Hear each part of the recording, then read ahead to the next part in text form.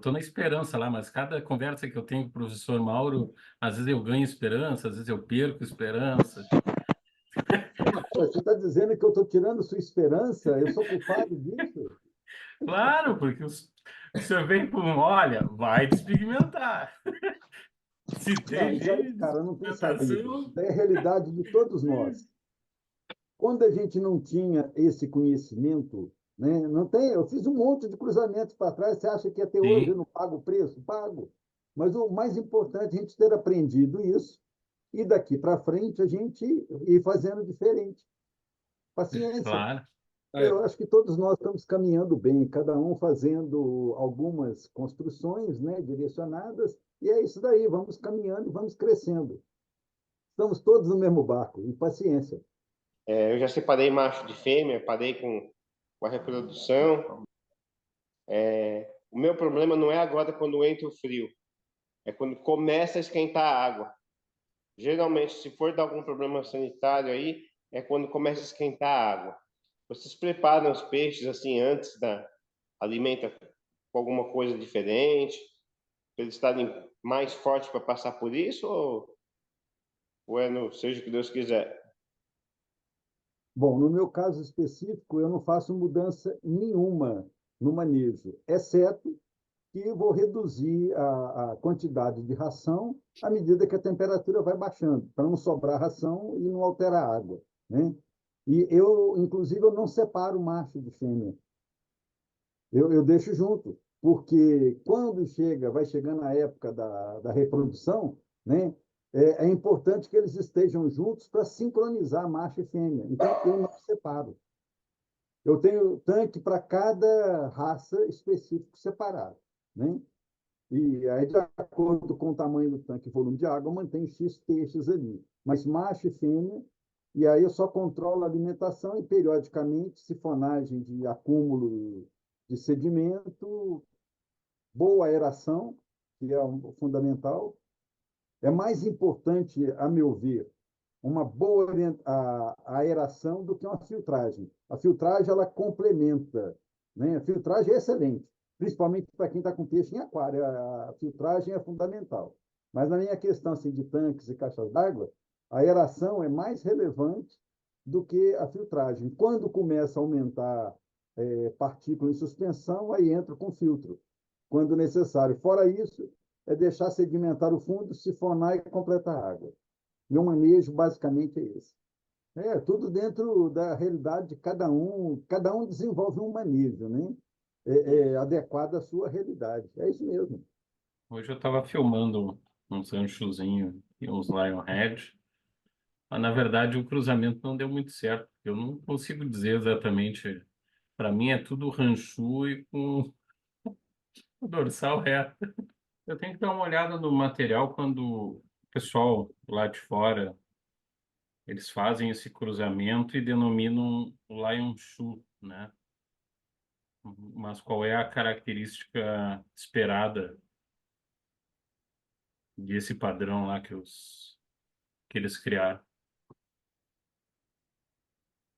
Não, o que você tem que caracteriza os Lion Chu é o quê? Um Ranchu, mas de epitelioma mais desenvolvido, que é característica dos cabeça de leão, né? Porque se a gente for observar nas linhas de Ranchu, o desenvolvimento do epitelioma é diferente do cabeça de leão, né? Uhum. Agora a gente tem que ter em mente que os ranchus vieram de cabeça de leão por um processo seletivo. Então, de tempos em tempos, é comum nos ranchus aparecerem peixes, né, com epitelioma de cabeça de leão, embora tenha o formato do corpo direcionado para ranchu, com a curvatura de dorso, ângulo de pedúnculo com cauda e essas coisas mais, né? Enquanto que o cabeça de leão, a linha de dorso é praticamente quase reta, né? Pouca curvatura. E aí é seleção, não tem saída. Epitelioma também é herança poligênica. É ir É, cruzando e aumentando as protuberâncias. é, eles não ficaram muito bem. Até na dorsal eu achei interessante. Eu até mandei uns ali pro Mário. Mas eu vou chamar meus descartes de Ram-Head, então. Não, não entendi você falar na dorsal. Você está falando linha de dorso ou nadadeira Isso, dorsal? Ah, linha de dorso. uai, o que o pessoal está aí todo mundo querendo tal, os benditos Iombau, né? O que é um Iombau? Né? Que a gente está vendo em termos de Oranda, né? Que tem Oranda e tem Iranchu, né? É o quê? É um Uranchu com dorsal, pô. Uranchu no estilo tailandês, redondinho, com boa curvatura de dorso, mas com dorsal. É isso aí. Então, são as possibilidades, as combinações gênicas. Essa é a cachaça. Esses aí, ó, são os Ryukins albinos, ó. Olha, eles estão com um rampzinho já bem. Pois é, um ou outro que está melhor um pouco, aqui, ó, um bom aqui, ó, mas aí você já vê problema de opérculo. Sim, eu sabe que eu tive bastante. Esse ano eu tive bastante problema de opérculo aqui.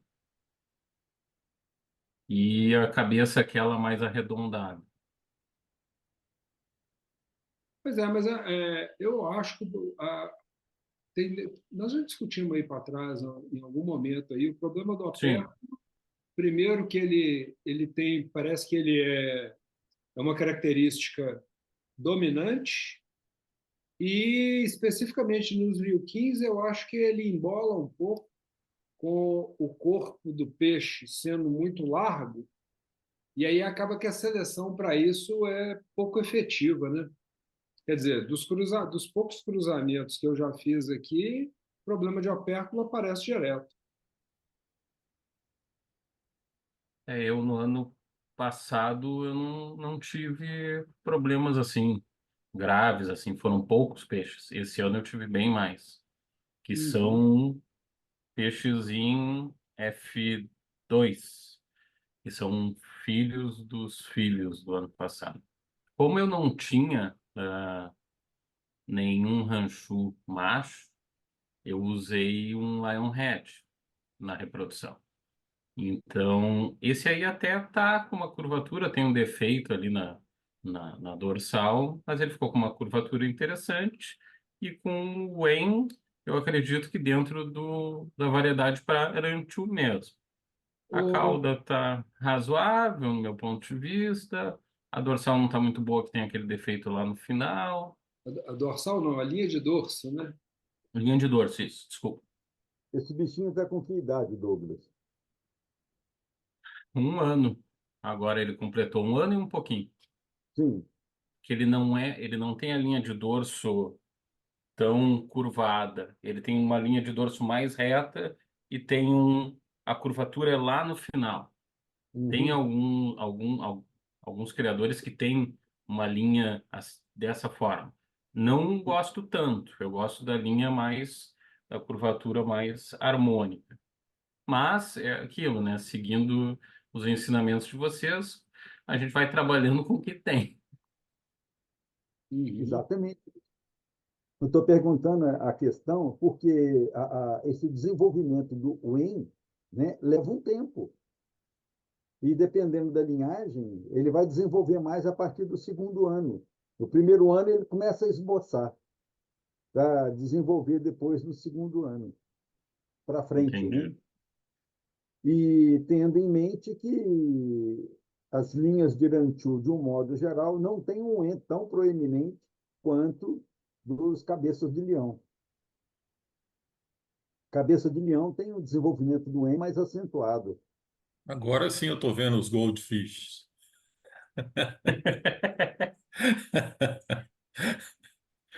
E o interessante nesse segundo aí, ele já tem um funtão mais desenvolvido, e o outro não tem. Sim, Hein? Bem interessante. E a dorsal é melhor também, né? é. A curvatura ali. Isso. Eles são filhos daquela Ranchu que eu tinha lá, que era bem bonita, que eu coloquei no campeonato lá no show virtual, que tinha um Funtan e um EN bem desenvolvido para a linha. Mas esses bichinhos demoram demais para crescer. Perto de Ryukin é incrível a diferença. Ah, mas são duas linhas totalmente diferentes, cara. Não é só que demora, não. Eu acho que o tamanho da raça adulto é bem menor do que na hora que É, você está olhando verdade. para um Oranda ou para um Liuquim, né? Exatamente. Eu também tenho alguns aqui que assim já tem 2 anos e estão pequenininhos. É isso mesmo. É isso mesmo. Nós temos que pensar em dois aspectos, né? Um é a troca de água com a diluição do hormônio inibidor de crescimento, e o outro é a alimentação, como o Mário tinha falado, mas outra densidade de peixe para o volume de água, né? Quanto menor a quantidade de peixe, menor concentração de hormônio, mais rápido é o crescimento. Então, aí nós temos três fatores associados: troca de água, alimentação, né? E densidade populacional. E é isso mesmo. Se nós observarmos quando passam, nos vídeos que tem dos tanques asiáticos, de um modo geral, você tem tanques enormes, às vezes tem meia dúzia, 12 peixes É naquele tanque, verdade. daquele tamanho. Essa diferença da arranca, apesar daquele comentário que você já tinha feito anteriormente, que o peixe diminui o ritmo, mas ele continua crescendo durante um bom período da vida, aí, durante a vida toda, se não me engano, né? Uhum. Mas essa diferença na arrancada vai ter um impacto lá no tamanho do bicho depois, né? Porque Ah, essa certamente, a curva de certamente. crescimento aí no início dessa fase de desenvolvimento aí vai fazer uma diferença enorme lá na frente, né? Sem dúvida. A diferença do peixe para nós mamíferos é que nós temos a questão de consolidação óssea, né? Das cartilagens que tem o tempo, consolidou, não cresce mais. O peixe não, o peixe tem um crescimento contínuo, né? Mas com certeza que vai ter alguma perda, vamos dizer assim. Você tem, quer dizer, o peixe tem a capacidade de ter uma recuperação de crescimento quando é favorecido em termos das condições ambientais, mas lógico que vai ter algum comprometimento, porque tem aquele pico de crescimento hormonal, aquela linha de crescimento, né? E vai depois ter algum comprometimento, vai crescer muito mais lento. Ele pode até chegar lá, pode, igualzinho os outros, mas vai levar muito mais tempo, porque ele não está expressando todo o potencial dele. Mas, de E, toda forma, é interessante como uma estratégia de produção mais ou menos adensada, de acordo com a demanda, né? E espaço que a gente tem. Felizmente, os peixes permitem esse tipo de situação. colocar mais um peixe aí. Esses peixes, o Douglas, são todos da mesma desova? Sim, esses eu não consegui fazer manual, até porque não tinha o porquê, eu só tinha uma fêmea. Então, eu só deixei lá e recolhi os mopes, mas foram só uma desova que eu tive. Esse Uhum. ano, inclusive, eu não tive desova nenhuma. Eu perdi a fêmea e os outros estavam muito pequenos, então não teve nada assim. Eu estou te perguntando isso porque, pelo que eu estou entendendo, tinha mais de um macho no contexto. Tinha. Tá? Porque existe um diferencial muito grande na questão do N desses três exemplares, né? Você vê isso nitidamente. Pode ser uma questão, né, da variabilidade gênica ou do progenitor, né? Qual foi o macho que fertilizou e tal. Mas, de toda forma, está interessante. Esse, por exemplo, embora ele seja relativamente curto, né, para o padrão de ranchu tailandês ou chinês, ele tem uma menor curvatura, ele lembra mais o cabeça de leão, né? Embora ele tenha um É, pouquinho de curvatura mais no final do pedúnculo. E, inclusive, um epitelioma mais acentuado quando comparado com os anteriores. Percebeu é, a combinação sim. aí? Mas é isso mesmo, o negócio é a gente ir fazendo, vendo o que, É, que aparece, que é uma caixinha de surpresas. a fêmea tinha bastante Wen, o macho, que era o Lionhead, um cálico, também tinha. E o outro macho não tinha tanto, que aí era um ranchu mais novinho. Mas boa parte dos peixes saíram, esses que, óbvio, que têm escama metálica, são filhos do Lionhead.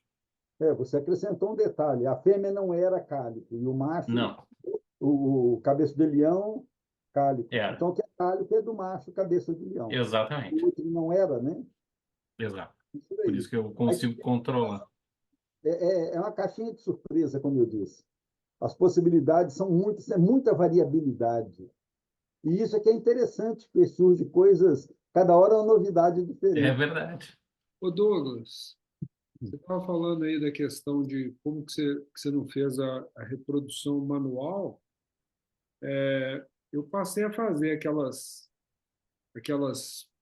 trouxinhas de lã, igual o Ederson faz, e acho que eu fiquei preguiçoso depois daquele negócio. Mas é que a reprodução manual é muito mais assertiva.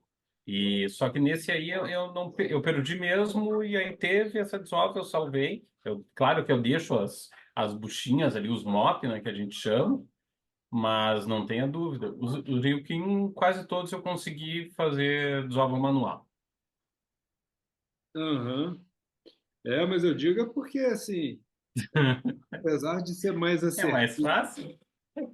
o outro você acorda mais tarde, toma café tranquilo, Exatamente.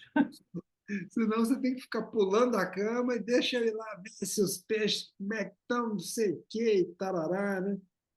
Não, eu não conseguia fazer isso todo dia que nem vocês, que nem o Ederson, o professor que já comentaram que levantavam lá 5 horas da manhã, estava escuro. Eu fui alguns dias, os principais ali depois de lua cheia, como o Minoru dizia, e, e outros não, deixo os mopzinhos lá. Uma coisa que, que eu fiquei em dúvida, você estava falando aí, Mauro, sobre a questão do funtan. No Urantiu chinês também o nome é funtan e o objetivo em termos de seleção é mais ou menos igual do japonês também, é fazer a cabeça ficar mais quadradinha. Na realidade, quem trabalha muito essa questão da morfologia de Wen, Funtan, tudo são japoneses, né? E isso é bem mais pronunciado neles. No chinês e no tailandês, você tem a variabilidade maior na região mais alta, na região, o dorso da cabeça, né? Para fazer, inclusive, o buffalo head, né? Que eles chamam, né? Uhum. Então, o desenvolvimento mais acentuado de Funtan do que eu já vi de imagens é no japonês. Nos outros também tem, né, mas às vezes não tanto. Se a gente pega, por exemplo, durante o chinês ou tailandês, né, às vezes eles não têm um Funtan tão pronunciado. Mas no japonês é imprescindível isso. Faz parte do conjunto, né?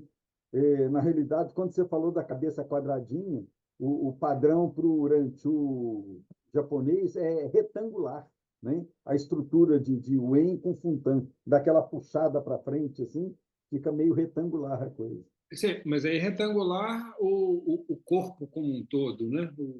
Não, não, estou pensando só em termos de Wen e Funtan. Só a cabeça? Isso, só a cabeça. O desenvolvimento do epitelioma como todo, considerando todos os elementos, né? Aham.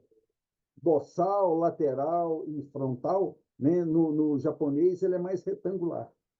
Eles valorizam mais isso. É muita coisa para a gente aprender, hein? Pode ter certeza. Como diz, nós vamos apanhar muito ainda pela frente. Como disse o Douglas, que fica apanhando, eu não quero apanhar, não, mas a gente continua apanhando. É muita coisa. E a variabilidade é muito grande. As combinações gênicas que podem acontecer são muito variadas. Paciência. E a gente vai divertindo. Essa é a cachaça. O que vai dar, né? A gente leva muito tempo e a gente tem que manipular um volume maior de peixes para poder incorporar um pouco mais da variabilidade das coisas, né? Eu estou matando um Aedes aegypti aqui. O negócio tem que ficar esperto. Tá, Deixa eu tá. perguntar um negócio para você, Mário. Eu não entendi, eu até tirei um pouco de sarro lá no grupo, e eu queria que vocês me explicassem aí. Cruzar black com albino, eu não consegui entender isso aí. Por favor, desculpa. Não, sem gozação, é que eu não consegui entender isso aí. Vamos lá, vamos lá. Bom, onde que a história começou? Eu peguei um macho ranchu black e cruzei com um Demequim albino. Saiu em F1 uns Ramequim, saíram todos não albinos, porém portadores de albinismo, em F1. Aí desse F1, eu escolhi quem tinha dorsais menores e cruzei F1 com F1. Aí F1 com F1 vai dar aqueles lá, um 64 avos, um 256 avos, vai dar aquele percentual pequeno de albinos para um percentual grande de não albinos. Eu descartei todos os não albinos e sobraram aqueles que eu mostrei lá no vídeo. Ok? Só que todos eles têm dorsal mais reduzida em termos de comprimento e baixinha. E um deles tem uma espículazinha só. Mas, ou seja, todos eles têm resquício de dorsal ainda. Então, o meu próximo caminho é cruzar agora, pegar agora esse híbrido já albino, mas que já teve uma passagem em Iranchu, e que lá em F1 eu peguei, os dois F1 que eu peguei sem dorsal. E aí os filhos que nasceram albinos nasceram com esses resquícios de dorsal. Então, ou seja, para poder agora acabar de tirar a dorsal, eu tenho que voltar lá no Ranchu. Aí, uma vez que eu vou voltar no Ranchu, se eu voltar no Ranchu que tem gene de despigmentação, o que não sair albino vai ficar vermelho depois. E aí eu falei assim, poxa, se eu tiver... Quer dizer, aí agora, por isso que vem assim, vem agora a minha expectativa de que, porque os pais daqueles peixes não despigmentaram. Então, mas eu não sei se vai despigmentar ainda. Mas aí agora foi voltando no Ranchu, e aí, na verdade, o que eu queria, mas isso é um outro trabalho aqui, mas que está mais atrasado, eu queria cruzar era o albino com o Ceibum, que aí ficaria melhor ainda. Então, ou seja, podia usar qualquer coisa, porque o primeiro objetivo era limpar a dorsal. Eu podia usar um vermelho, um preto, um Ceibum, qualquer coisa. Eu preferi o black, porque se eu tiver ranchu albino, que eu consigo cruzar com outros peixes e que não carrega gene de despigmentação, é um bicho bem mais flexível em termos de cruzamento. Então, a linha Entendi, perfeito. Perfeito, entendi. Você tirou o vermelho fora. Eu estou querendo tirar, eu não sei se eu tirei, não. Certo. Então o tempo irá dizer. Não, entendi, perfeito. Agora eu entendi, beleza. É que eu bati cabeça pra caramba aqui, eu não consegui entender a estratégia que você tinha tomado. Mas agora eu entendi. A sua pergunta é boa, porque não tem caminho certo para fazer essas coisas, né? Tem o que a gente vai achando que é melhor, né? Não, perfeito. Até para eu poder usar a sua experiência também. Eu vou olhando os bichinhos e já ir com o olho para isso que você está olhando também. Perfeito. Gratidão. A gente só vai ter certeza depois que vier o resultado. A gente não sabe, é uma caixinha de surpresa. A gente vai na tentativa. Lógico que é uma tentativa mais direcionada. É isso daí mesmo. Acerto Não, de certo. erro. Eu quis entender qual a tática, né? Que é incerto, mas é aquela história, né? Vou atirar para norte ou para sul, né? Não sabe o que vai acertar, mas para algum lado. Mas eu É, entendi perfeito. Tudo depende qual a direção que você quer dar, onde é que você quer chegar, qual o seu objetivo final, né? Tem inúmeros, na realidade, existem vários percursos, né? Esses percursos são direcionados em função de onde você quer chegar. Você não tinha chegado ainda, o Fábio? Eu vou te mostrar aqui. Eu estava mostrando para eles aqui, ó. Isso aqui já são os Ryukins albinos. É o mesmo caminho lá do outro que eu estou te falando. É só que aqui eu usei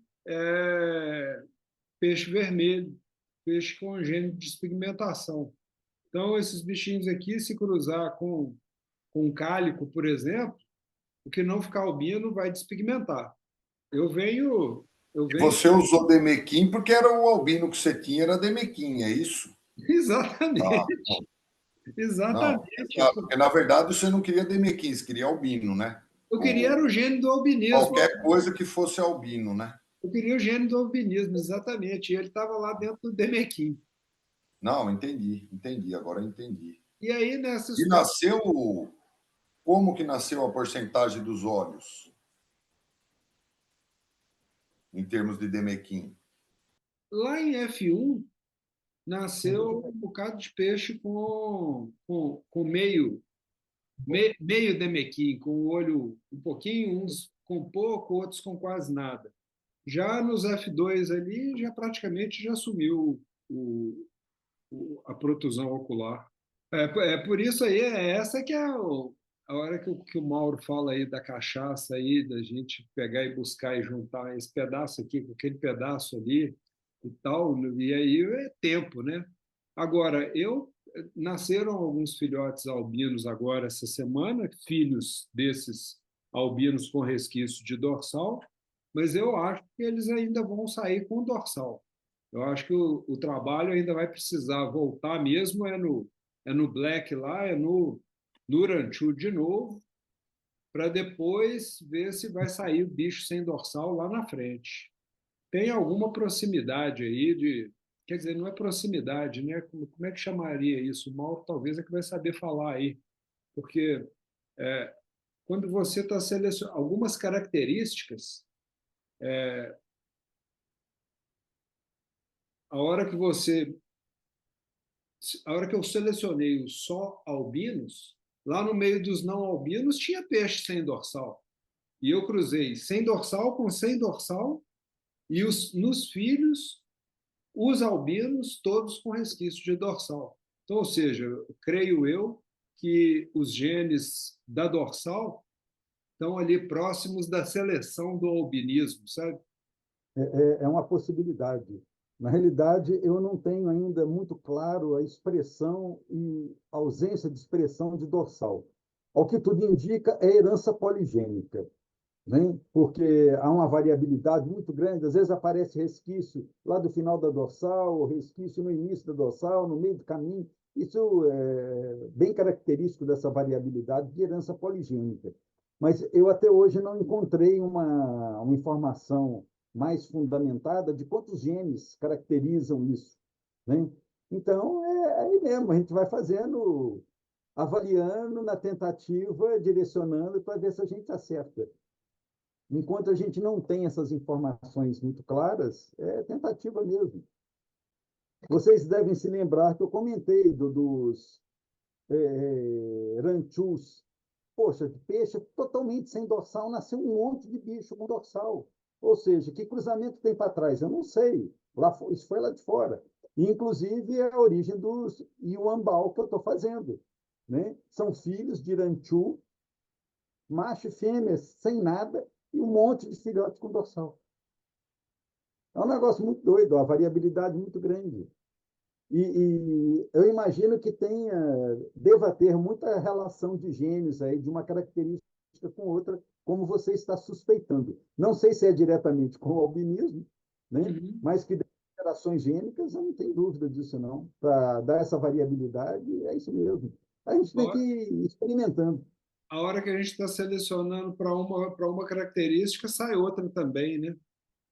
Pois é. Você quer ver um negócio interessante? Eu até conversei mais cedo com o Ederson a respeito dos peixinhos que ele havia mandado. Eu não sei, Ederson, se você observou que num daqueles vilquins, a nadadeira caudal ela é totalmente plana em relação ao corpo, né? Aquilo ali é da linha lá dos albinos, porque aquela linha faz parte da linha dos tossaquim. Um saiu com a caudal totalmente plana, né? Aí você vê, inclusive, aquela coroa que dá de escamas na base do pedúnculo com a cauda, né? Que chama quinza. É muito perfeito. Aquele bicho, como você me perguntou, te interessa? Eu falei, me interessa, porque é a linha que eu venho trabalhando, né? Então, você tem uma cauda totalmente na horizontal, que é o que caracteriza os tossaquins, é muito interessante. Os bichinhos que a gente está falando são esses aí, ó, Fábio. Eu vi eles aí na sua casa, pode crer. Aqui, ó. Não, mas eu estou dizendo o seguinte, aqui, ó. As dorsais, você vê que ela é baixinha e curta. Aqui, ó. Esse aqui que está passando aqui de baixo, ó, aqui, ó. Esse aqui só tem uma espículazinha. É o tubarãozinho.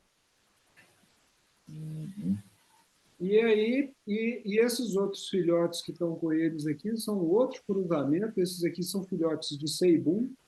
E eu estou justamente querendo fazer esse cruzamento aí. Estou querendo ir para o ranchu, que sai albino, e se não ficar albino, que fique ceibum. Aí ficaria bacana, né? E o outro bicho que a gente estava falando, esses aqui dá para poder ver a questão que a gente estava falando do funtão. Quer ver? Eu vou para frente um pouquinho ali, daqui a pouquinho.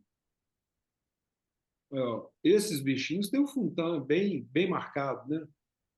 Vai ter tem um pedacinho aqui que eles estão com uma visão top. E eu tenho um bocado de filhos desse casal aqui. Primeiro dizer que se esses peixes aí não tiver lugar, eu tenho lugar para eles aqui, Mário. Mas uma dúvida aí que eu sempre tenho, assim, né? Que a gente tem falado, talvez eu vou misturar aqui uma questão, mas acho que é importante. A gente tem ouvido falar, né, no tal do Buffalo Red, né? E sempre quando fala, que eu ouço falar no Buffalo Red, eu me lembro da cabeça desses ranchu japoneses, assim. Talvez ela não tão retangular, enfim, mas esse formato do funtã, assim, que lembra como se a gente fosse pensar um bisão, né? Que vem com aquela guampa meio que por baixo do olho, assim. E aí até queria perguntar para o professor um pouco isso, assim, essa característica, né? Como é que a gente pode comparar, assim, o ou se existe comparação, né, entre a cabeça do ranchu japonês e do ranchu que eu acho que é tailandês, enfim, que chamam de Buffalo Red, né? Porque eu acho que ele tem muito isso, assim, essa coisa eu estou fazendo aqui na minha cabeça, né? Mas do funtã que vem por baixo do olho, assim, e tal, e sai lá na frente, tipo, como se fosse entre aspas, né? Um chifre, uma guampa e tal. Na realidade, o que eu tenho conhecimento de leitura e do que eu já vi é o seguinte: lá nos primórdios, os primeiros cabeças de leão, o en era uma característica que envolvia toda a cabeça, a região, né, superior, os opérculos, né, e também a parte anterior, né, ali no nariz. Posteriormente, quando eles fizeram cruzamentos desses cabeças de leão com Ryukin para dar origem aos orandas, houve uma divisão de expressão gênica separando a questão da porção mais alta na cabeça. Parece que houve uma divisão gênica para a região do opérculo e a região embaixo. Então, passou a ser três características controladas por genes diferentes. E, além de ser três características para o gene diferente, ainda tem a questão da intensidade da expressão, que aí é herança poligênica. Então, nós estamos julgando aí, na realidade, com um conjunto de genes que pode dar uma variabilidade enorme de combinação. Então, se nós pegamos peixes que apresentam um fundo bem desenvolvido, dependendo do cruzamento, ele pode não ter muito epitelioma, muito EN na região superior e na região opercular, porque essas coisas se dividiram, né, ao longo das seleções que foram feitas. É um trabalho de combinação gênica, de você acertar a mão de chegar naquilo que te interessa. Observa que, para ajudar a clarear essa situação, os red cap, né, são os cabeça de ganso, ele tem epitelioma onde? Só em cima, que é a característica da raça. Ele não tem na região do opérculo e nem funtão.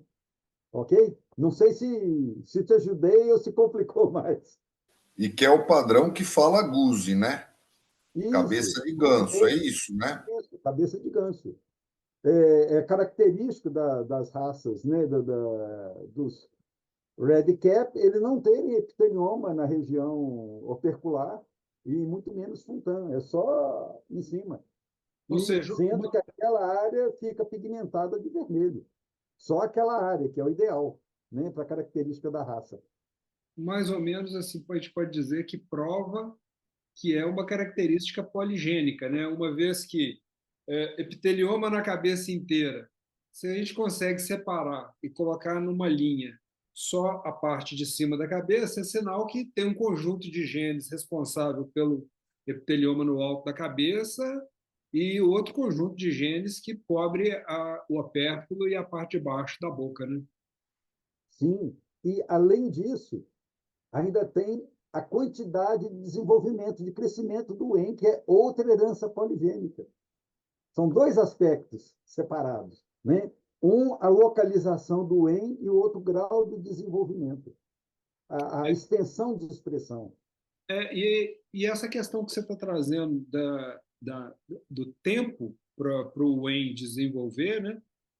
Isso aí também vai estar ligado diretamente à seleção nas diferentes famílias, né? Aqui agora, ó, esses agora são os filhos daquele casal pretinho ali agora. Eles não têm nada de Owen ainda. E esses aí são irmãos daqueles que você também levou alguns. Os seus também devem estar mais ou menos desse jeito aí, né, Mauro? Exatamente. Tem peixes, tem linhagens que o desenvolvimento do EN é mais tardio. Aí, ó, não tem nada ainda. Você quer ver uma outra característica que é muito interessante? Cauda longa e cauda curta. Quando você faz cruzamento de peixes de cauda longa e cauda curta, né, quando os bichinhos nascem, é tudo de cauda curtinha.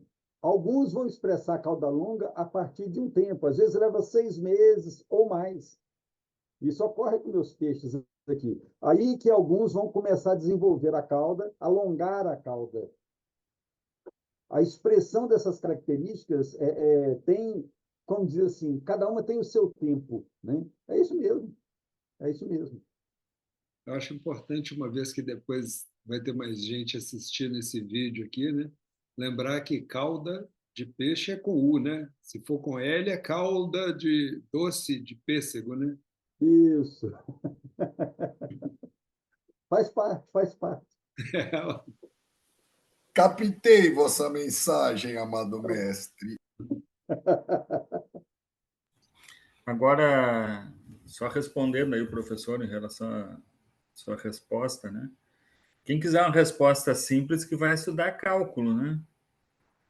King é muito mais complexo. Essa foi boa, Ederson. Não, o negócio, cara, o que me deixa encantado com esses peixes é exatamente essa possibilidade de combinação. É muito variado, cara, é muito variado, né? E é uma caixinha de surpresa. A cada cruzamento eu fico lá observando o que pode aparecer nessas confluências gênicas aí. É fantástico. Esse bicho me encanta, cara, me encanta. Literalmente é um Lego, né? Onde Ué. você vai pegando pedaços e montando Agora eu vou colocar esse pedaço aqui, vou colocar esse pedaço. E o que a gente está vendo hoje como uma tendência maior aí nos asiáticos é cada vez mais ir colocando as mesmas, mais características num bicho só, né? Então Tá? agora eu quero o ramp do Demequin e ainda põe um pouco de Wen, o ramp do Ryukin, né? E põe um pouco de Wen num peixe que não era para ter Wen, aí põe cauda curta, põe cauda longa, aí vem a questão das cores, ou seja, é um verdadeiro Lego mesmo, e você vai pegando e vai montando os pedaços.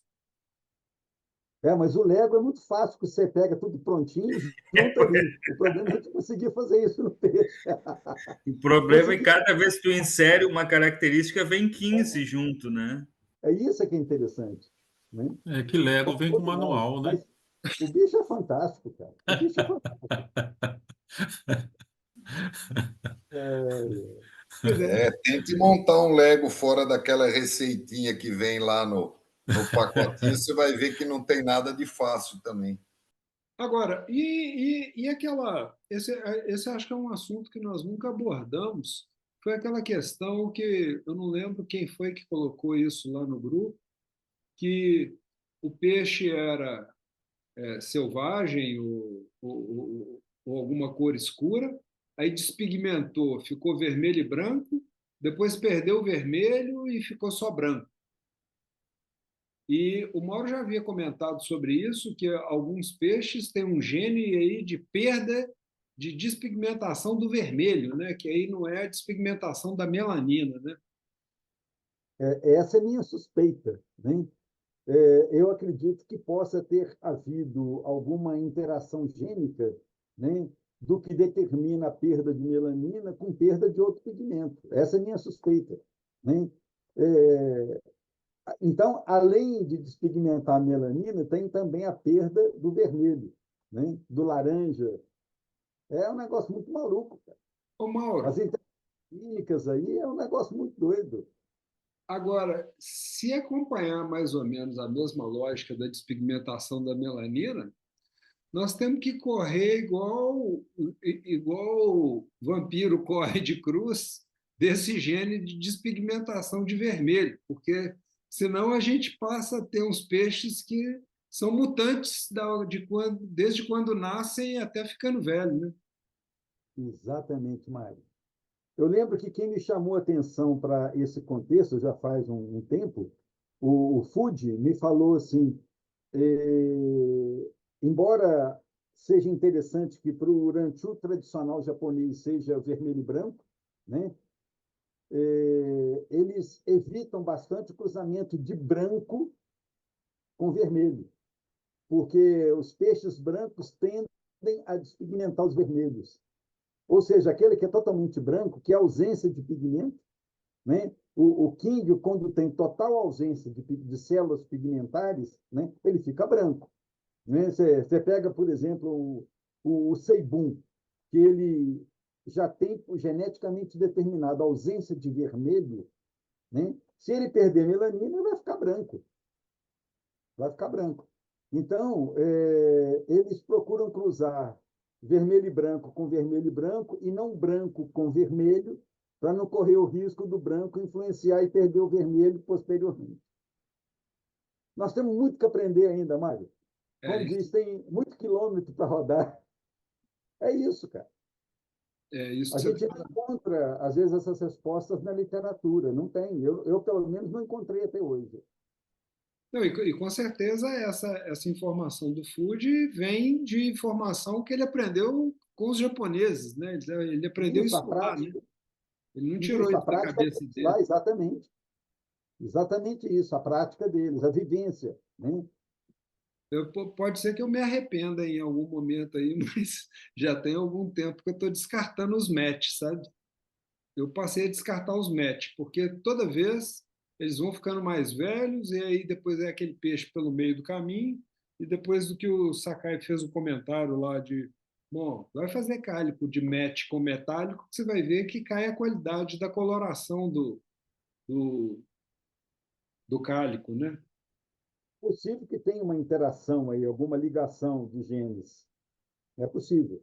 os que eu tenho aqui também, que a maioria das escamas são net, são peixes que agora, chegando no terceiro ano, estão todos ficando muito fracos, ruim de, não come direito. São peixes... Eu não gostei de nenhum. Dos que tem mais, acabam morrendo de inanição. Não come direito, fica no fundo quietão. Não são peixes que eu tenho gostado, não. Vamos dizer assim, a cor vermelho é um gen e a cor laranja é outro gen. E não é pouco vermelho que dá o laranja. O que eu vejo nessa história é o seguinte: o vermelho no quíngio, né? Quíngio não tem célula pigmentar vermelha. O vermelho vem da dieta de pigmento que ele acumula. Tanto é que você pode ter peixe mais avermelhado ou menos avermelhado em função da dieta. Motivo esse que tem rações que levam a uma maior concentração de determinados pigmentos para favorecer a pigmentação do quíngio, né? Mas tem duas coisas nessa história. Uma é a presença de células que podem acumular o pigmento vermelho.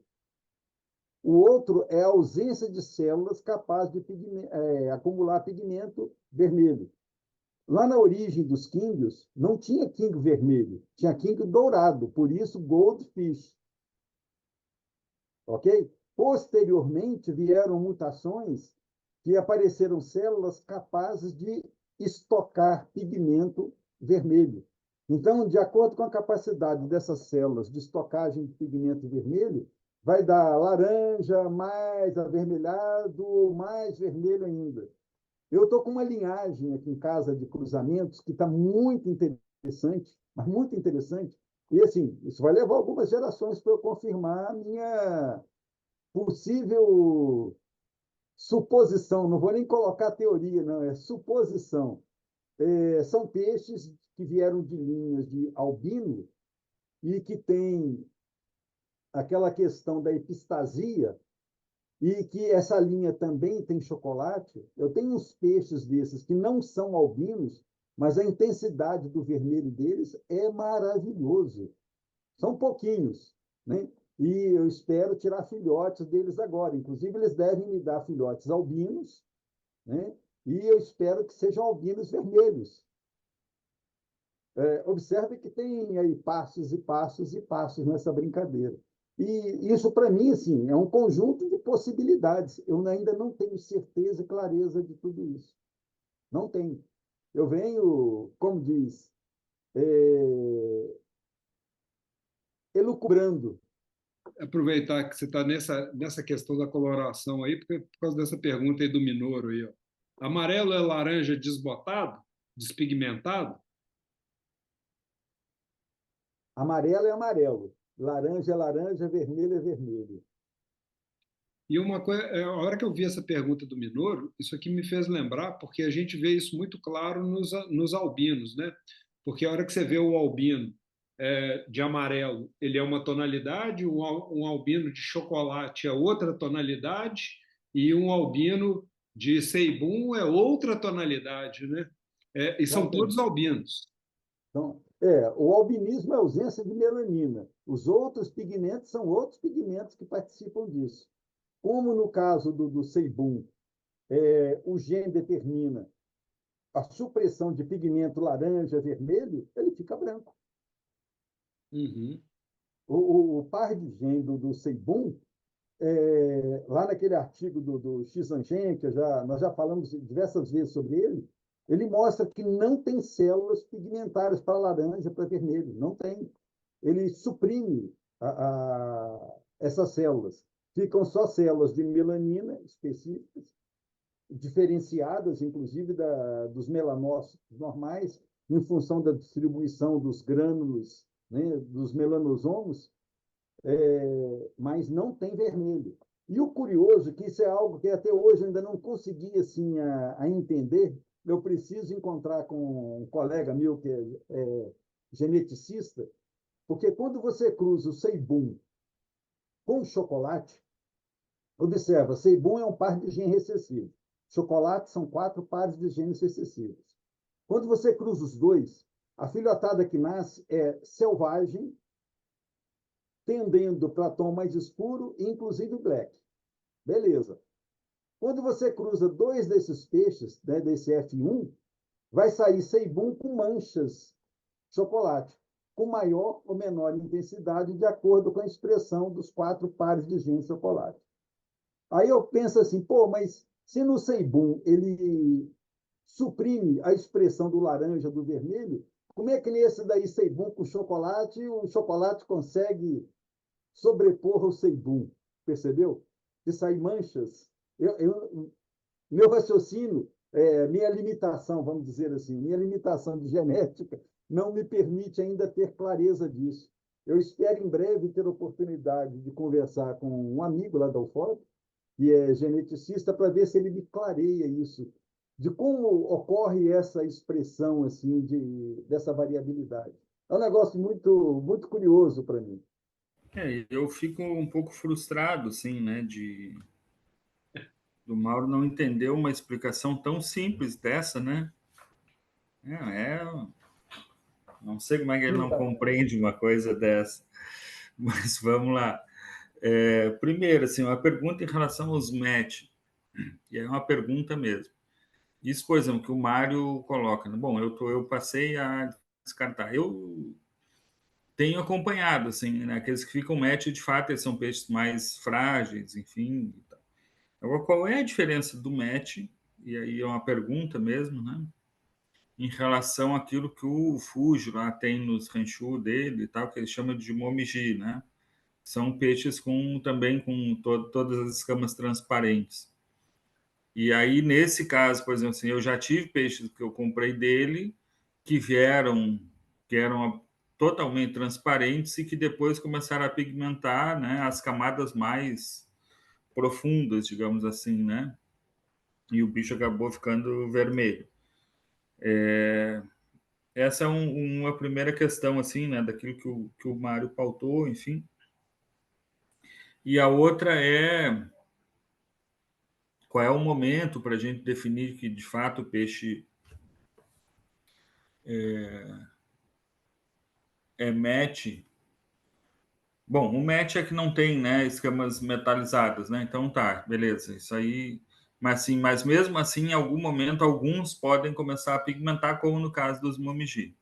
Essa, né, tá tudo aí junto dentro da mesma pergunta para o professor. E a outra questão do vermelho, que eu acho que na fala dele ele acabou respondendo, porque assim, às vezes a gente tem peixes que estão na mesma caixa, comendo a mesma ração, tem a mesma alimentação, e um desenvolve o vermelho um pouco mais intenso, o outro fica naquele laranja ali, aquela coisa meio entre laranja e vermelho, enfim, né?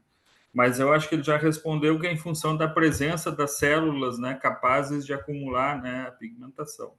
Então, acho que a segunda pergunta perde um pouco o sentido, mas mais na primeira, assim, como é que a gente separa, né, ou como é que a gente separa, ou se pode ser separado, né, o match do que o Fuji lá chama do o Fuji não, né? Na verdade ele traz isso da criação lá do ranchu japonês, do momiji, né?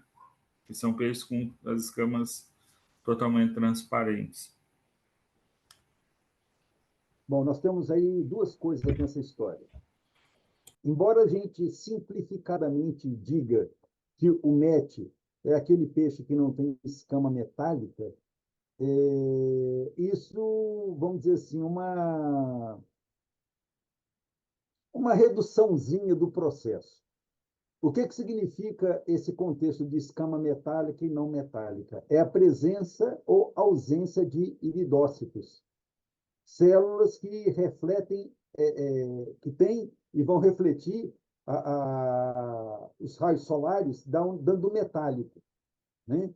Então, você pode ter um peixe que você olhando ele com bastante atenção, não encontre nem uma escama metálica. Beleza, é um match, é empate. Tem que olhar o olho. Porque a questão da presença desses iridócitos, aí no caso, esse peixe é de olho escuro, desse lado, e do outro. Percebeu? Às vezes, ele tem um olho totalmente escuro e o outro parcialmente metálico. Tanto é que os japoneses, na seleção de cálicos, eles procuram aqueles peixes que o olho não seja um black, não seja escuro assim, com total ausência de iridócitos. Percebeu? Porque, na realidade, a estrutura anatômica do olho é um pouco diferente da estrutura de formação da pele do peixe. Por isso, inclusive, que dá essas camadas de profundidade de pigmento, né? Para o epitélio e para a derme, que é mais profunda. Então, os japoneses, eles privilegiam cálicos que tenham o olho metálico. Lembra que eu te mandei de um vídeo dos orandas com os tons azuis? Não tem de olho preto. Isso é um aspecto muito interessante a ser considerado. O fato dele não ter nenhuma escama metálica não significa que ele não tenha nada de iridócito. Pode ter no olho. Não expressou na pele, mas expressou no olho. É muito detalhe e é uma confluência de muitas características. Por exemplo, a gente estava falando da questão do mete. O mete é um peixe mais fraco, geralmente, deve ter uma série de interações gênicas aí nessa brincadeira que levam o peixe a ter uma menor resistência, né? Outra coisa é a coloração, de ter pigmento vermelho, não ter pigmento vermelho, ter pigmento de melanina, não ter, mesmo que seja mete. Se ele tem esses outros pigmentos e não tem gene de despigmentação, ele vai apresentar pigmentos. Mas ele é um bicho mais sensível. Em Gupe, por exemplo, né, o albinismo em Gupe é controlado por um par de genes. Um só, um par, igualzinho de Seibum. Mas o albinismo é semiletal. Então, uma fêmea, se você cruza um casal de albino, de Gupe, que poderia ter lá 50 filhotes, vai ter 30. Os embriões morrem no meio do percurso. Ele é semiletal, tem trabalhos demonstrando isso. Por isso que se faz cruzamento de albino com não albino, para poder dar mais, vou dizer assim, entre aspas, dar mais resistência nos bichinhos. Não é interessante ficar cruzando albino com albino, albino com albino, que você está concentrando outros possíveis genes que não seriam interessantes. Então, é uma caixinha de surpresa. A prática vai nos demonstrando ao longo do tempo qual é o melhor percurso. Como o Mário relatou lá do Sakai, olha, é melhor cruzar esses daqui do que aqueles ali, que o resultado aqui é melhor. Isso é vivência, é resultado na prática, vivência na prática. Né? Porque os METs, certamente, a confluência de genes é mais debilitante para eles. Quando a gente for trabalhar com a questão dos cálicos, buscar peixes que tenham uma maior quantidade, uma maior expressão de escamas metálicas. Ok? Ô, Douglas, espera aí que eu vou te passar a palavra aí. Deixa eu só. Isso aqui, para mim, é uma dúvida ainda, ó, Mauro. Bom, primeiro, a Rosana falou aí da questão de gostar muito desse vermelho mais intenso aqui, ó, e colocou essa foto aí no chat. Uhum. E aqui é claro que está ligado também com que é o que você está comentando, né, com a dieta para esse peixe também, né? Agora, isso aqui, ó, é o tal do momedi, né? É um peixe. Praticamente sim. Nós É, é, teríamos que ver o peixe todo para ver se não tem nenhuma escama metálica. esse aqui eu filmei lá na casa do Food, sabe? E Uhum. uma coisa que eu estou trazendo ele aqui para poder mostrar é porque ele tem é, os dois olhos não são os olhos pretos, tem guanina. Sim.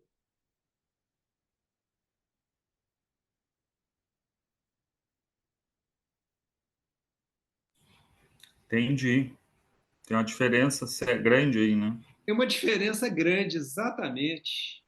E aí, depois que eu vi essa turma falando sobre essa questão aí do descartar os, principalmente, que é o que você está comentando, Ederson, essa questão de serem peixes mais sensíveis, é, e menores na maioria das vezes, são justamente os de olho preto, os que têm guanina e totalmente transparentes, né?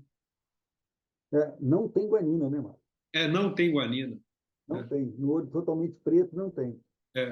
Então, assim, o que eu A passei a princípio, fazer? Eu estou deixando um ou outro, mas que pode ter um olho todo preto. Agora, quando tem os dois, eu descarto. sim, sim. Esse, por exemplo, que está atrás de mim aqui, esse rioquinho, esse lado aqui é preto, né? Uhum. Uhum. Agora o outro lado dele, ele tem aquela voltinha cinza no olho. Enfim. Pois é. Aí, É, claro, também, sim, não é o peixe ideal, mas bom, faz parte aí de um processo de seleção, né? A gente tem que trabalhar com o que tem, Everton, né? E você tem que ver o bicho, qual é o componente dele, o conjunto dele, se tem mais ou se tem menos. Se tiver mais, melhor para nós. Se tiver menos, mas ele tem o que interessa, vamos em frente. Não tem muita saída. Se correr o bicho pega, se ficar o bicho come, vamos em frente. E o importante é a gente ir fazendo, e fazendo. E realmente é isso, é essa a questão. Então, eu tenho uma fêmea aqui, Saraçá. O olho dela, ele é metade do normal. Só que ele tem é como se fosse uma moldura, é vermelho. Isso tem algum nome específico para isso ou não? Não é o olho, é o entorno. Só um anelzinho bem fininho. Isso aí é uma outra característica, o Emerson. Uma coisa é o que o Mário está chamando a atenção, a presença do pigmento reflexivo, que é a guanina, que são nas células, os iridócitos. A cor vermelha é outra, são outras células pigmentares. Né? Por exemplo, é comum a gente ver um peixe totalmente branco e o contorno do olho vermelho. Aquilo ali não é seibum. Percebeu? Tá. Pode ser um vermelho que despigmentou para o vermelho, mas que não afetou o olho, porque embrionariamente, embriologicamente falando, a composição, a formação do olho é diferente da pele, né? Tem outros componentes, apesar de ser de epitélio de origem, né? Então ele tem o vermelho e ali não despigmenta, porque por origem embrionária os controles são diferentes.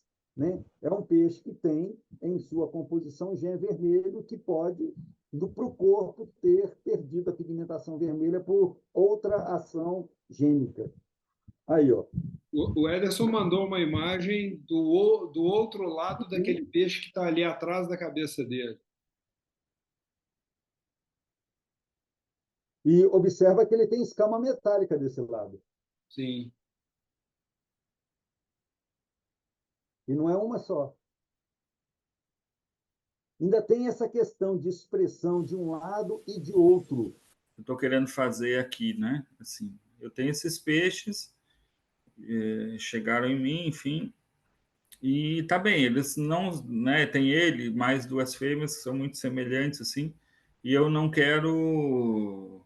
gosto da cor deles. Né?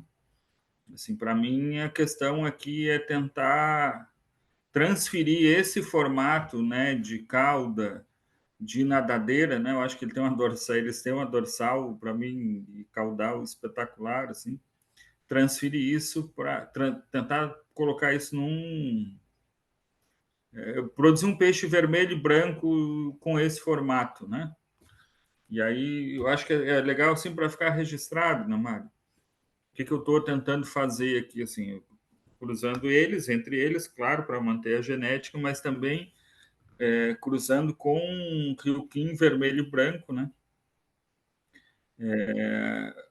Cruzando as fêmeas, claro, estão desovando com um rioquim vermelho e branco, para tentar produzir um rioquim vermelho e branco, daí com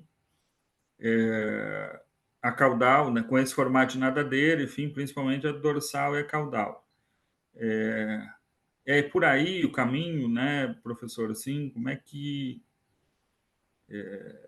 Porque, claro, eu sei que não vai dar cálico bom, né? É isso, sim. Os peixes com essa coloração aí, se pensar em produzir cálico, dificilmente, né? Assim, pelo que a gente tem visto em outras raças, outros peixes dessas que vêm assim com esse cálico meio desbotado, digamos assim, produzir bons cálicos.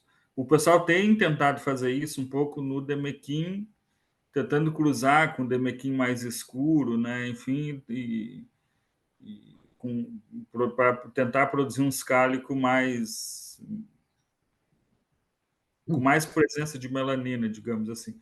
Mas a minha intenção aqui não é a presença de melanina, e sim a presença da pigmentação vermelho e branco, né? Então é um caminho. Como é que você poderia falar assim disso? Até eu acho que até para a gente registrar isso, né? E ficar para. Estou perguntando porque eu já fiz essa pergunta, né? E eu estou fazendo isso por culpa dele também, né? Então, mais uma vez, culpa do professor Mauro. A culpa é sempre minha, pô. Isso é sacanagem, pô. O que eu fiz para ser culpado de tudo? Na realidade, o Ederson, o que eu vejo? É, o caminho é esse mesmo, é você cruzar com o que você tem aí de vermelho para você intensificar o vermelho, né? Mas a minha suspeita nesses cálicos que apresentam a pigmentação mais exuberante de vermelho e de preto, né, é cruzamento com chocolate e com ceibum. Ele levantou o olho assim, já fiquei preocupado. O que acontece? Que apresenta uma intensidade de pigmentação de vermelho e preto. Se você observar detalhadamente, os bichos têm tons faciais de ceibum e de chocolate, ok? Tanto é que tem filhotes que saem quase que totalmente ceibum com algumas manchas, ou seja, sai um ceibum cálico com outros pigmentos. E eu estou falando isso porque, em cruzamentos que eu já fiz aqui, de linhagem mais antiga, eu tenho uns Watonai cálicos, já estão bem velhos, estão enormes, e eles apresentam o mesmo padrão de pigmentação dentro de alguns filhos, semelhantes a esses Demequim, e de vez em quando nasce algum Ceibum no meio. E nascem uns blacks, e daí a pouco vão, à medida que vai crescendo, vai aparecendo vermelho. O mesmo padrão de comportamento e de pigmentação. Mesma coisa.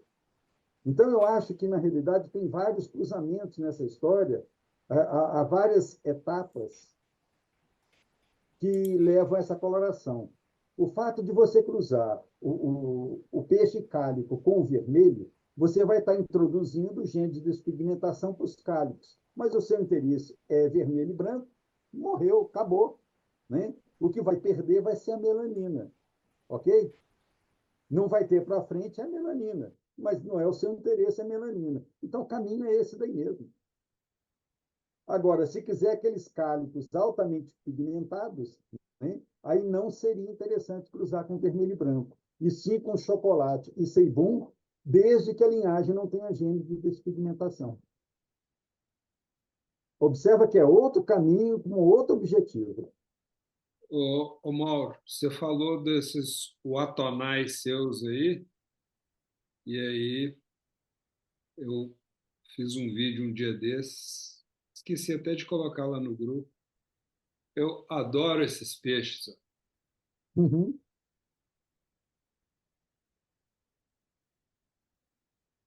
E são muito bonitos. Eu estou até com uma desova deles agora, desses dias agora. Tá, nasceram, os filhotes estão com uns 15, 20 dias. E eu tenho alguns exemplares, Mário, com aquele nível de pigmentação de azul bastante intenso. Se você quiser algum, eu te encaminho. É claro que eu vou querer, porque esses peixes, eu já achava eles bonitos quando eles eram pequenos, mas agora que eles estão ficando grandes, eles estão ficando maravilhosos. À Uhum. medida que eles vão crescendo, aí eles vão ficando, vai ganhando um outro porte o peixe muda a, a conformação dele, né? De um bicho Uhum. meio desmilinguidozinho, meio raquíticozinho, à medida que ele vai crescendo, e ainda mais aí nessa hora a cauda longa dá um outro tchan para o peixe também, né? Sem dúvida. Que ele falou sobre Seibum chocolate, e aí a pergunta seria: o Seibum com lanche de chocolate provavelmente não tem vermelho. Mas e se ele tiver escama metálica? Aí ele pode ainda ter vermelho? Não, observa, Seibum e chocolate, É né, é metade. cor, né, é cor. Ambos, a princípio, são de escamas metálicas, ok? Tá. Tanto o Seibum quanto o chocolate é de escama metálica. Pode ter Seibum cálico? Pode. Pode ter chocolate cálico? Pode. Pode ter Seibum chocolate net? Pode. É combinação gênica, ok? Então, quando você cruza um Seibum com chocolate, ambos de escamas metálicas, Pode ter é, Seibum e chocolate cálico? pode ter, ué. Por que não? É combinação gênica. Uma coisa é a presença ou ausência de escama metálica e de escama transparente, que independe da coloração. Aqui, estou dando nó na cabeça do rapaz lá, ó. Tá saindo fumacinha lá na cabeça. Sacanagem, né, cara? Eu estou com um exemplar aqui muito curioso, que é um Seibum, e é dessa linha, Mari, que eu estava falando anteriormente. Ele é um Seibum cálico, então ele tem algumas manchas meio chocolate, mas ele é cálico. Você tem inúmeras possíveis combinações nessa história, né? Então, voltando lá para atender ao Douglas, quando você cruza um Seibum de escamas metálicas e um chocolate de escamas metálicas, né, a filhotada que nasce é de cinza escurecendo até black. Quando você cruza esses peixes entre si, vão sair Seibum com manchas chocolates, com maior ou menor quantidade, dependendo da quantidade de genes para chocolate, e peixes selvagem e peixes black. E os filhos desses que pegar com manchas de chocolate que sejam Seibum? Não entendi sua pergunta. Digamos que eu cruze peixes Seibum com mancha de chocolate. Vai sair Seibum com mancha de chocolate, com maior ou menor extensão Sim, de chocolate no corpo do Seibum. entendi. Observa que os dois são genes, as duas características são de genes recessivos. Eu já tive peixes desses assim, Seibum, com o corpo quase todo chocolate. Como não tinha todos os genes para chocolate, que aí seriam 8 genes, né? Algumas partes ficaram Seibum, a maioria chocolate. Que legal. Desse cruzamento aí é daquele que 1 e 256 lá deve sair um chocolate, que Sim, juntou sim, todos os genes recessivos e aí saiu o chocolate. sim, sim. E eu estou lembrando agora daquela colocação que você fez lá no grupo, que assim, o chocolate nasce chocolate. Aí alguém Isso. falou assim: ah, então é bom que é fácil de ver. Aí eu morri de rir, porque assim, você vê que ele é diferente, agora você não consegue fazer isso. Você não, quer dizer, não é que você não consegue, não, eu não consigo, né? Precisa de olhos muito bem treinados para poder pegar e fazer essa separação aí nas larvas ainda jovens, né? O que acontece? Se você fizer uma visualização dos peixinhos, quando aquelas larvinhas estão nascendo, estão tudo deitadinhas no fundo, na bacia, né? Quando você faz a desova na bacia, o que você vai encontrar? Você indo com a lanterna de noite, mas que o olho é escuro. Esses são os chocolates. No caso do albino, eles são translúcidos, mas o olho não é escuro. Foi assim que eu detectei meus primeiros albinos. É que eu tenho o hábito de noite, ir com a lanterna.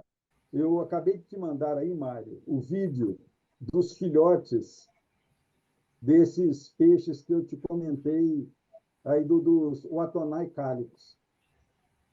Inclusive, tem um Seibum que está desbotando, ou seja, ainda tem algum gênero de despigmentação desses filhos da mãe.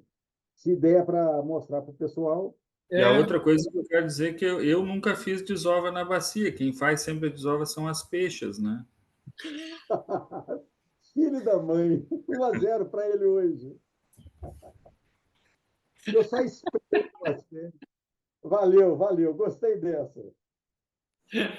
Minha mãe, minha mãe dizia: ande com o rospo e aprenda a rospar. Ai, Ué. Caboclo fica guardando essa assim, esperando meses, anos. Quase 60 reuniões. Quase 60 reuniões. Chegou a oportunidade. A gente aprende a não perder a oportunidade. isso daí é a desova, uma desova do casal, que são os cálicos. Olha a variabilidade de coloração desses peixes.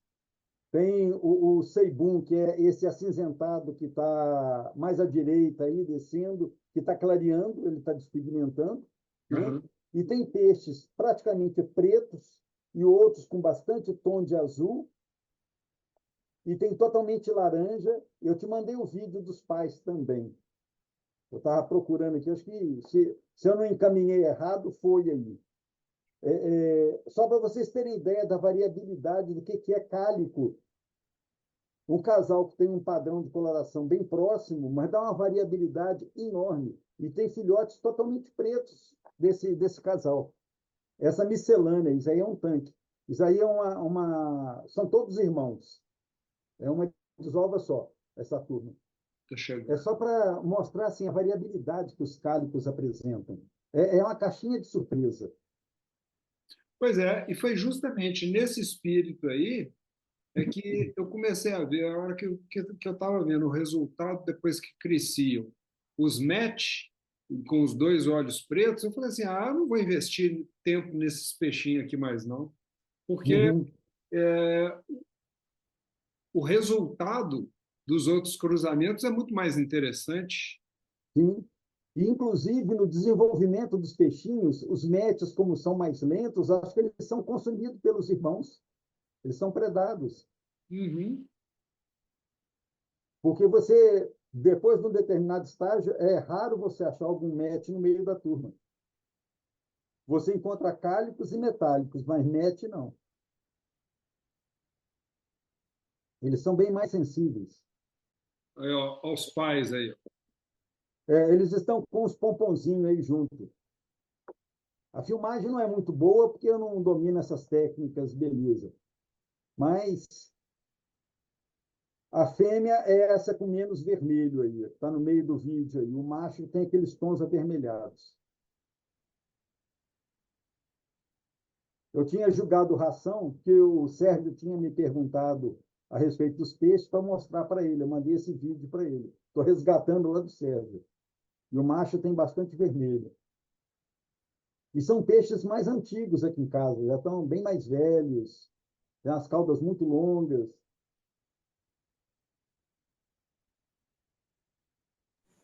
Vou te passar uns E filhotes que deles. raça que são esses peixes? Me desculpa a Watonai. pergunta. O Atonai. É. Tem uns filhotes com tom azulado bem legal. Um desafio que para mim está sendo interessante também é aprender um pouquinho em relação aos bolhas. E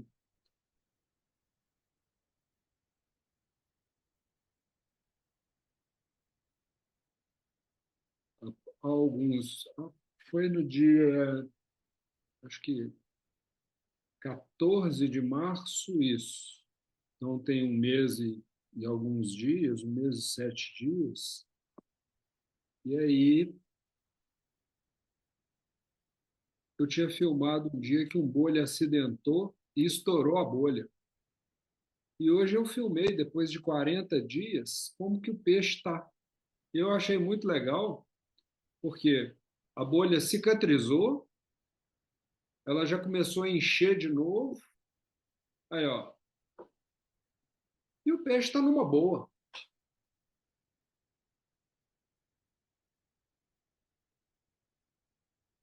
Está alimentando normalmente. Agora ele vai virar, ó.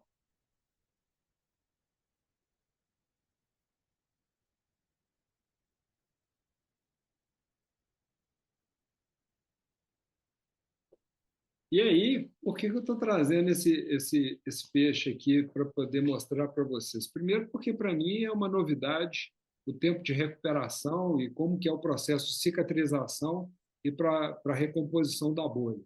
Teve um outro peixe que teve um problema na bolha aqui e que eu percebi que quando ela cresceu novamente, ela cresceu com uma prega e aí mudou um pouco a conformação da bolha. Bolha é um bicho um pouco mais enjoado, tem que ser mantido separado dos outros, né? Até o Ederson me perguntou a respeito de profundidade. Deve ter uma profundidade menor. Quanto mais velho o peixe, deve ser mais raso, porque aquelas bolhas pesam muito. Quando a gente vê as exposições chinesas de olho de bolha, você vê os outros peixes tudo nadando, os bolhas estão tudo paradão lá no fundo. Eles levam muito mais tempo para adaptar, eles exigem muito mais cuidado, né? São mais delicados por causa das bolhas. Pois é, e tem alguns, né? Por exemplo, esse aqui é o tamanho que a bolha já ficou. Sim. Inclusive, peixe, quando você vai movimentá-lo, você deve ter muito cuidado ao pegar, né? Porque você tem que suportar a bolha dele. Aí, ó a velocidade que eu estou colocando a mão aí é justamente por causa disso mesmo. Porque Exatamente. se ele fizer um movimento mais brusco aí, ele pode estourar a bolha. Exato. Não é peixe para pegar com rede, né? Aham. Com o saco, porque você vai machucá-lo. Sim.